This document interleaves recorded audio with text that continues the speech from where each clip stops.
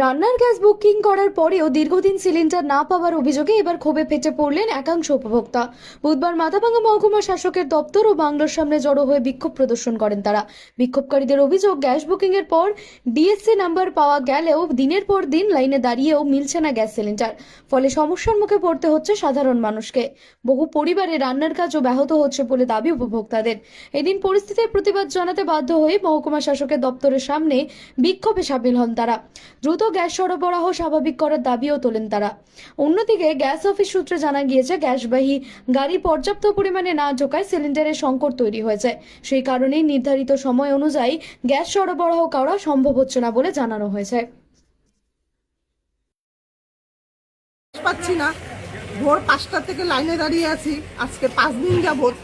DSC number আসছে, দাঁড়িয়ে আছি, এখন গ্যাস পাচ্ছি না। কিন্তু ওখানে দাঁড়ানোও তো রিস্ক, বেল গাছের নিচে দাঁড়ানো, বেল পরে কত মানুষের অঘটন ঘটছে সেটাও দেখছে না। এখন এতক্ষণ থাকার পরে 10টা 11টা বাজে বলে গ্যাস নাই, তা কেন হবে?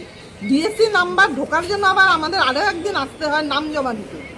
নাম জমা দেওয়ার পরেও ডিএসসি নাম্বার ঢুকলো, এসে গ্যাস নেই। তাহলে এটা তো ব্যবস্থা নিতে হবে একটা, না? কতদিন আসবো আমরা সংসার ছেড়ে এরকম? তাহলে তো গ্যাস অফিসের বিষয়টা জানানোর কথা। গ্যাস অফিসে জানিয়েছি, গ্যাস অফিসে জানিয়ে কোনো কাজ হয়নি। সেই জন্য আমরা ইডি অফিসে আসছি, থানায়ও গিয়েছিলাম। আচ্ছা, কি নাম আপনার? সম্পাশা। আমি আজকে 3 দিন ধরে ঘুরছি। ভোর 4টার সময় লাইন দিই। আমার একটা ক্ষুদ্র ব্যবসা আছে, এই ক্ষুদ্র ব্যবসা আমার সংসার চালাইতে হয়। তাহলে এখন কটা বাজে? এখন বাজে 11:15। এরকমভাবে যদি আমি দোকান বন্ধ থাকে আমি কিভাবে চলবো? গ্যাস অফিসে গেলে পরে পাত্তাই দেয় না। সোমবার দিন আমি বিকাল 5টা 20-তে গেছিলাম, তখন 2 জন ছিলাম আমরা। তা বললাম আমাদের গ্যাসটা দিয়ে দিন, বলে এখন পাবলিকে এন্ট্রি হবে না, ওই যে যারা নাকি হোম ডেলিভারি দেয় তাদের গ্যাসটা আগে বুকিং হবে, তারপরে দিলই না। কালকে গিয়ে লাইনে দাঁড়াইলাম, বলল যে গ্যাস নাই, আপনারা লিস্টে নাম লিখিয়ে দিন, কালকে আসবেন, কালকে 100 জন লোককে আমরা গ্যাস দিব। তাহলে আজকে লাইন গিয়ে ভোরবেলায় গিয়ে আর লাইনে দাঁড়িয়ে থাকা পরে কি বলছে, গ্যাস আসে নেই। তাহলে আমরা কি করব এখন? তাহলে কয়দিন থেকে ঘুরছেন আপনি? আমি 3 দিন যাব। আজকে এসডি অফিসের সামনে কেন? আজকে এসডি অফিসের কাছে প্রথমে গিয়েছিলাম থানায়। থানার থেকে বড় এক অফিসার বললো এসডিওর কাছে যান, এসডিওর কমপ্লেন জানান। আমরা এসডি অফিসে বাড়িতে গেলাম, সাহেব বললো যে অফিসে আসেন, আমরা আপনাদের বক্তব্য শুনব। তা এখনও পর্যন্ত উনি আসেন নাই অফিসে, তার অপেক্ষায় আমরা আসি এখানে। উনি কি বলে আমরা সেটা শুনে যাই। কি বলবো স্যার, যদি প্ল্যান্টে মাল না থাকে, আমাদের যদি গাড়ি একটা করে দেয়, আমাদের বুকিং পরে 800, মাল দেয় 300, কীভাবে করবো? যেভাবে বুকিং আসে, যেভাবে সিরিয়াল আসে, সেভাবে আমরা মাল দিচ্ছি। ডেলিভারি ডেলি হচ্ছে 3800 না, 3800 এখনো পেন্ডিং পড়ে আছে, প্রচুর ব্যাকলগ। মানে গ্যাস দিচ্ছে না কেন প্ল্যান্ট থেকে?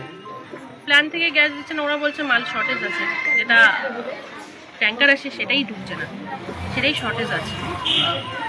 প্ল্যান্ট আজকে বন্ধই আছে, কাজ হচ্ছে না, প্ল্যান্টে বন্ধ আছে। এখন আমরাও এখন কী করবো? আমাদের তো এটা নিজস্ব প্রোডাকশন না।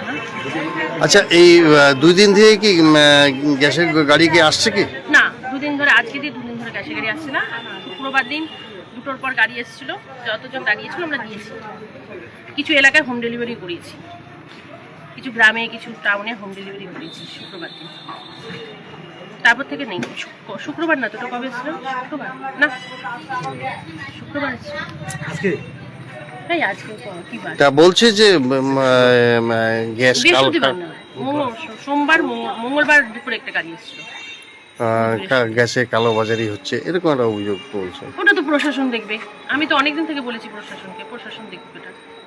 আমাদের এখান থেকে তো কোনো কালোবাজারি না, আমাদের এখানে পুরো ড্যাগ দিয়ে মাল নেওয়া হয়। 90% উপরে আমার ড্যাগ আছে, তাহলে কি করে আমি কালোবাজারি করবো? তাই না? এলিগেশন দিলে তো হবে না, প্রশাসন দেখবে। মূলত গ্যাস সাপ্লাই না করার জন্যই গ্রাহকরা অসুবিধা পাচ্ছে না গ্যাস। আমারও খারাপ লাগছে, ঘুরে যাচ্ছে 3 দিন 4 দিন ধরে ঘুরে যাচ্ছে ওরা, কি করবো আমি? আমার তো এটা নিজস্ব প্রোডাকশন না, না আমাকে দিলেই আমি দিব।